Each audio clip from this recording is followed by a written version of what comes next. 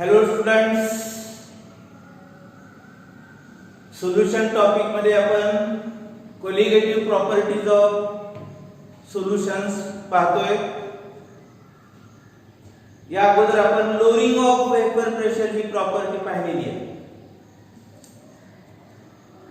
त्यानंतर दुसरी property boiling point elevation. Boiling point elevation, त्या अगोदर आपल्याला बॉइलिंग पॉइंट म्हणजे काय बघायला पाहिजे. Boiling point, it is the temperature, it is the temperature at which vapor pressure of the solution or vapor pressure of a liquid is exactly equal to atmospheric pressure. Vapor pressure of liquid is equal to atmospheric pressure. आपण boiling point कोणत्याही liquid सबस्टन्सचा जर काढायचा असेल तर त्याच्यासाठी हा rule आहे. त्या लिक्विडचं वेपर प्रेशर हे एक्झॅक्टली इक्वल किती पर्यंत झालं पाहिजे तर atmospheric pressure. Generally atmospheric pressure असतं 760 मिलीमीटर ऑफ Hg, म्हणजे त्याला आपण 1 ऍटमॉस्फियर म्हणतो. तर vapour pressure of any liquid when it becomes to atmospheric pressure, that temperature it is known as boiling point of that liquid or that substance. That is the boiling point. Boiling point की definition, it is the temperature at which vapor pressure of the liquid becomes exactly equal to the atmospheric pressure. त्यानंतर आपण boiling point elevation बघणार आहे बघा. Any pure solvent, any pure solvent, it vaporizes at its standard temperature. Any pure solvent, if it is heated, it forms its vapor, and the pressure of that vapors that exactly equal to the atmospheric pressure. That temperature it is known as boiling point of that liquid substance or that substance. कोणत्याही सॉल्व्हंटचा boiling point म्हणजे काय असतो, त्या सॉल्व्हंटचं vapour pressure आणि atmospheric pressure ज्या टेम्परेचरला equalise होतं, exactly equal होतं, त्या टेम्परेचरला आपण boiling point of that pure solvent असं म्हणू शकतो किंवा प्युअर सबस्टन्स असं म्हणू शकतो. तर इथं आपण बॉइलिंग पॉइंट एलिव्हेशन बघणार आहे. एलिव्हेशन म्हणजे वाढ होणे, एलिव्हेट करणं म्हणजे आहे त्यापेक्षा थोडंसं वाढवणं. एलिव्हेशन या शब्दाचा अर्थ वाढविणे. When boiling point elevates pure solvent, any pure solvent, any pure liquid solvent, acetone, acetic acid, अशी बरीचशी लिक्विड्स आहेत. आता ऍसिटिक ऍसिड 118 डिग्री सेंटीग्रेडला बॉईल होतं. बेंझिन 56 डिग्री सेंटीग्रेडला बॉईल होतं. Pure benzene, pure benzene 56 degree सेंटीग्रेडला बॉईल होतं. म्हणजे काय, 56 डिग्री सेंटीग्रेडला बेन्झीनच्या व्हेपरचं प्रेशर आणि ॲटमॉस्फेरिक प्रेशर हे एक्झॅक्टली इक्वल झालेलं असतं. 56 डिग्री तापमानाला बेन्झीनच्या वेपरचं प्रेशर आणि ॲटमॉस्फेरिक प्रेशर हे दोन्ही समान असतात आणि म्हणून 56 डिग्री हा बेन्झीनचा boiling point. Acetic acid 118 degree त्याचा बॉइलिंग पॉइंट आहे. म्हणजे काय होतं, 118 डिग्री सेंटीग्रेड टेम्परेचरला ऍसिटिक ऍसिडच्या वेपरचं प्रेशर आणि ॲटमॉस्फेरिक प्रेशर हे दोन्ही समान असतात. किती टेम्परेचरला? 118 डिग्री सेल्सिअस तापमानाला. Boiling point elevation. When boiling point elevates, boiling point elevate कधी होतो, वाढतो कधी? If in a pure solvent, pure solvent boils at its standard temperature. Any pure liquid, it boils at its standard temperature. But if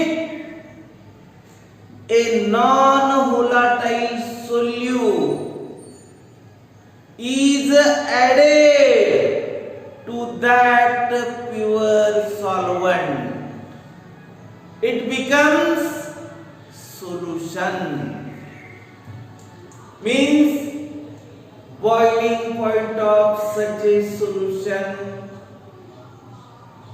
increases by some degree Celsius temperature. This is due to when non-volatile solute is added into the pure solvent. Non-volatile solute cannot vaporize, cannot evaporate.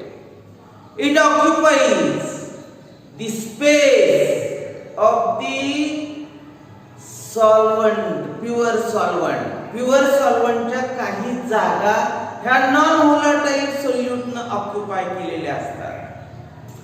आणि जो non volatile solute आहे त्याला व्हेपराइज व्हायला, त्याची वाफ व्हायला, त्याचं evaporation व्हायला थोडंसं टेम्परेचर वाढवावं लागेल. म्हणजे स्टँडर्ड टेम्परेचरला प्युअर सॉल्व्हंट बॉईल न होता थोड्याशा हायर टेम्परेचरला बॉईल होणार आहे. कारण का, त्याच्यामध्ये नॉन व्होलाटाईल सोल्यूट ऍड केलाय आणि म्हणूनच boiling point of solution increases. And that increase in boiling point, it is known as boiling point elevation. That is boiling point elevation. Boiling point elevation. Boiling point elevation. It is the cause of lowering of vapor pressure किंवा lowering in vapor pressure. Vapor pressure lower का होतं हे पहिल्या property मध्ये आपण पाहिलंय. If in a pure solvent 100% vaporize, but into that pure solvent if a non-volatile solute is added, that non-volatile solute occupies the spaces of the volatile solvent particles. Means from that space particles of the solvent cannot vaporize. Means there is lowering in vapor pressure. Boiling point elevation, it is also the cause of lowering in vapor pressure. If we take a solvent, pure solvent, its boiling point, pure solvent, it boils at its standard temperature. That is the boiling point of that pure solvent. If a non-volatile solute is added into that pure solvent, some spaces of the pure solvent, they are occupied by non-volatile solute added into the solvent. Means from that space or from that solvent particle, that solvent cannot vaporize because that particle it is occupied by non-volatile particle. Means that particle cannot vaporize, means there is lowering in vapor pressure. Means boiling point elevation, it causes lowering in vapor pressure. तर त्याच्यासाठी आपण एक graph काढून बघूया का. समजा आपण graph आपण ह्याच्यावरती काढला, या ऍक्सिस वरती वेपर प्रेशर घेतलं, या ऍक्सिस वरती टेम्परेचर घेतलं, टेम्परेचर असं वाढतं या ऍक्सिस वरती. इथं आपण एक अशी डॉटेड लाईन काढली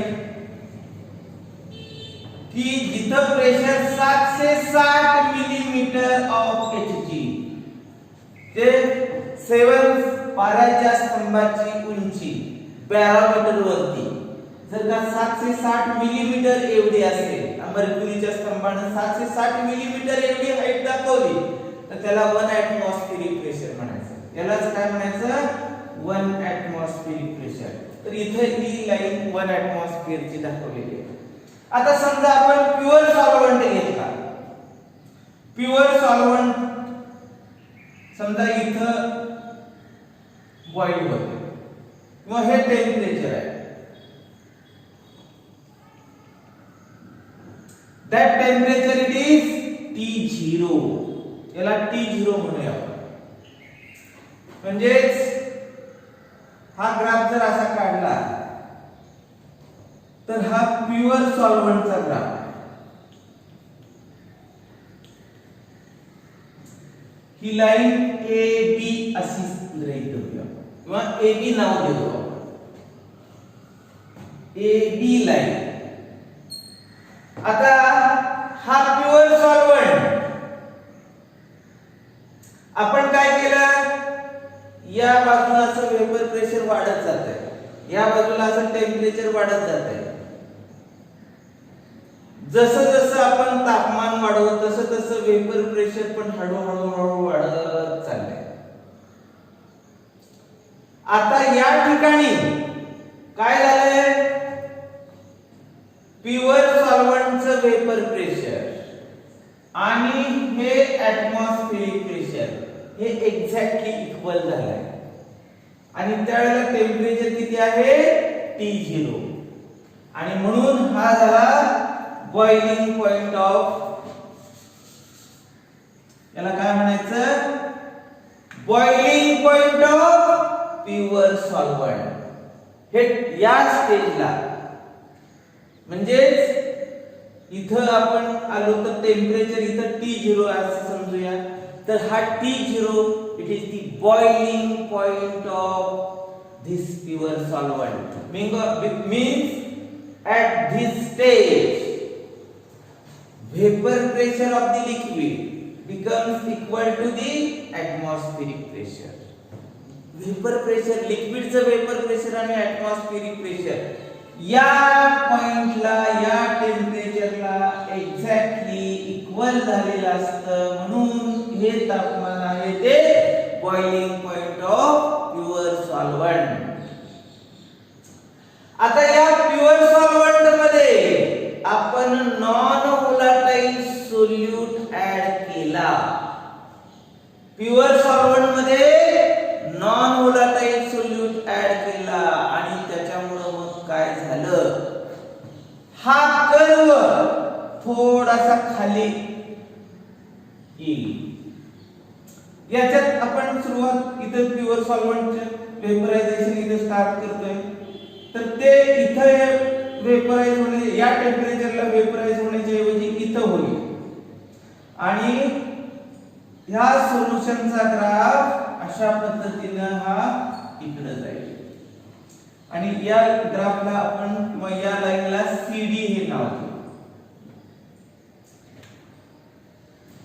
प्युअर सॉल्व्हंट, हे सोल्युशन. हा जो कर्व CD दाखवलाय, CD कर्व हा सोल्युशनचा कर्व आहे. सोल्युशन म्हणजे काय? सॉल्व्हंट, आणि त्याच्यामध्ये आपण काय टाकलंय? नॉन व्होलाटाईल सोल्यूट टाकलंय. सॉल्व्हंट मध्ये non volatile solute टाकल्यामुळं pure solvent ज्या टेम्परेचरला, ज्या क्षणाला बॉईल होतं त्याच्यापेक्षा थोडंसं कमी, त्याच टेम्परेचरला त्याचं कमी वेपरायझेशन होईल. कशामुळं? तर त्याच्यामध्ये नॉन व्होलाटाईल सोल्यूट टाकल्यामुळे. म्हणजे आपण सोल्युशनला आपण परत हीट करत गेलो, काय होणार आहे? टेम्परेचर वाढलं. Vapour pressure of the solution increases as temperature increases. This is the point. At this stage, vapor pressure of the solution, that is exactly equal to atmospheric pressure. इथं सोल्युशनचं वेपर प्रेशर या क्षणी आणि इथं atmospheric pressure हे दोन्ही exactly equal होतात, आणि म्हणून याला म्हणायचं बॉइलिंग पॉइंट ऑफ सोल्युशन. आणि हा कशाने दाखवायचा? T ने दाखवायचा. आता त्याचबरोबर आपण असं पण बघूया, हा प्युअर सॉल्व्हंट आहे. समजा या ठिकाणी प्युअर सॉल्व्हंटचं वेपर प्रेशर हे P0 आहे, आणि या सॉल्व्हंट मध्ये सोल्यूट टाकल्यामुळे हे झालं सोल्युशन, आणि त्याला वेपर प्रेशर आहे P. P means vapour pressure of the solution. Pure solvent boil किती टेम्परेचरला होतो? T0 ला होतो. पण प्युअर सॉल्व्हंट मध्ये सोल्यूट टाकल्यामुळे ते झालं सोल्युशन. मग सोल्युशन बॉईल कितीला होतं? एवढ्यानं टेम्परेचर वाढतं, आणि म्हणून या दोन्ही मधल्या फरकाला आपण delta T change in temperature during boiling point elevation means delta TB म्हटलंय. तर हा डेल्टा टीबी, ह्या दोन्हीतला जो फरक आहे डेल्टा टीबी, हा याच्या प्रोपोर्शनल असतो. Delta TB is directly proportional to P0 minus P. Delta TB, delta change, T temperature, B during boiling point, change in temperature during boiling point elevation is directly proportional to lowering in vapor pressure. तर या पद्धतीने आता हा graph कसा खाली थोडासा झुकला, कशामुळे? फक्त आणि फक्त या प्युअर सॉल्व्हंट मध्ये नॉन व्होलाटाईल सोल्यूट टाकल्यामुळे बॉइलिंग पॉइंट कमी झाला. म्हणजे त्याच टेम्परेचरला, याच टेम्परेचरला आपण जर विचारात घेतलं, इथं काय झालं? ह्या T0 ला काय होतं? प्युअर सॉल्व्हंट बॉईल होतं. परंतु त्याच क्षणी सोल्युशनचं टेम्परेचर मात्र ते बॉईल होऊ शकत नाही. मग त्याच्यासाठी थोडंसं हे टेम्परेचर वाढवावं लागतं, आणि मग ते येतं T. तर हे डेल्टा टीबी म्हणजे तरी काय? T आणि T0 याच्यामध्ये T मोठा आहे आणि T0 लहान आहे. Delta TB is equal to T minus T0. T ला काय म्हटलंय? Boiling point of solution. T means BP of solution. Solution म्हणजे सॉल्व्हंट प्लस सोल्यूट. आणि T0 ला काय म्हटलंय? Boiling point of only pure solvent. डेल्टा TB is equal to T minus T0. तर आता हे आपल्याला असं पण लिहिता येईल, डेल्टा TB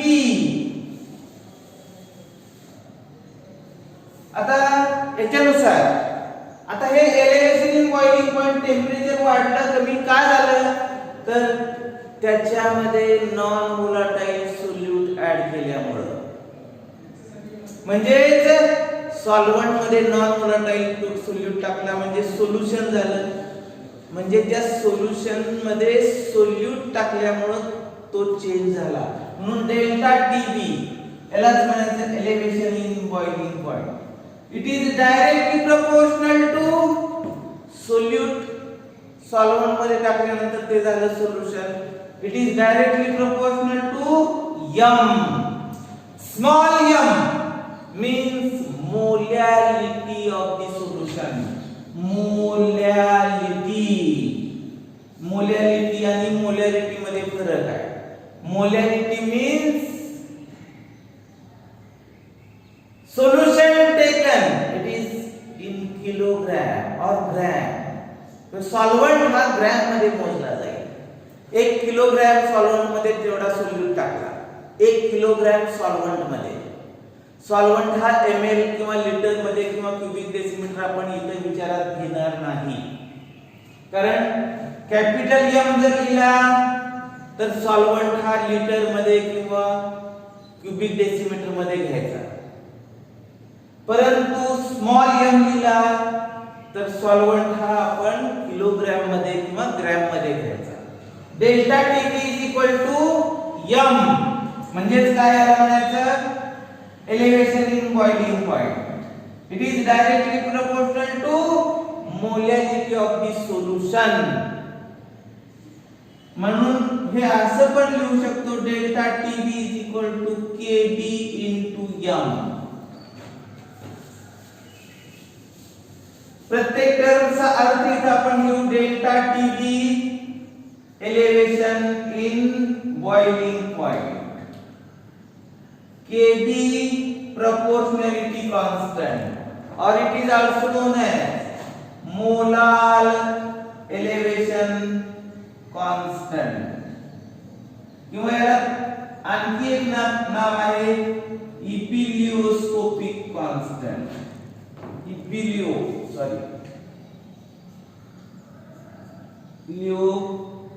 इलिओस्कोपिक कॉन्स्टंट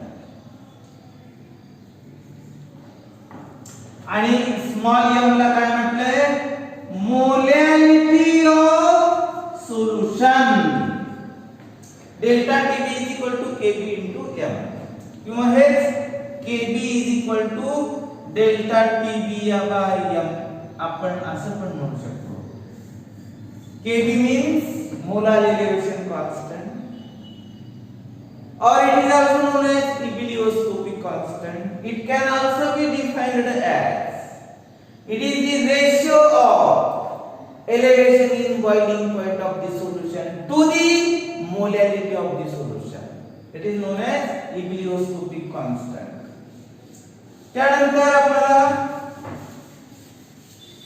molality म्हणजे काय molality of the solution m means what M means number of moles of solute dissolved per kilogram of solvent number of moles of solute आता solute ला आपण काय म्हणतो N2 means number of moles of solute ते कसे काढता येतील W2 by M2 N2 म्हणजे number of moles of solute is equal to mass of solute divided by molar mass of solute that is N2 आता ही molality कशी काढायची these number of moles of solute they present in kilogram of the solvent that is W1 gram or W1 kilogram of the solvent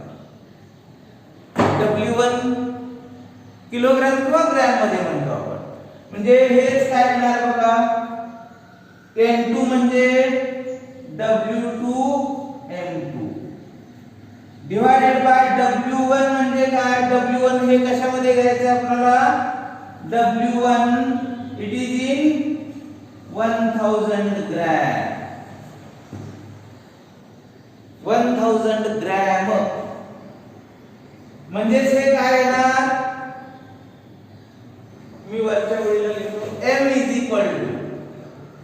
W2 1000 divided by M2 into W1. म्हणजे M ची किंमत काय आली? W2 by M2 म्हणजे W2 by M2 आहे तसं आलं. म्हणजे 1000 वरती गेलं, W1 खाली आलं. म्हणजे हे असं लिहू शकतो आपण, delta TB is equal to KB into M. Means M ची किंमत काय आली बघा, KB into W2 into 1000 divided by M2 into W1. किंवा हेच आपण असे लिहू शकतो 1000 into KB into W2 divided by M2 W1. That is equal to delta T. That means elevation in boiling point. It is calculated by this formula. If the mass of solute is known, molar mass of solute is known, mass of solvent is known, ebullioscopic constant of any solution is known, then we can find out the elevation in boiling point value. That is value of elevation in boiling point.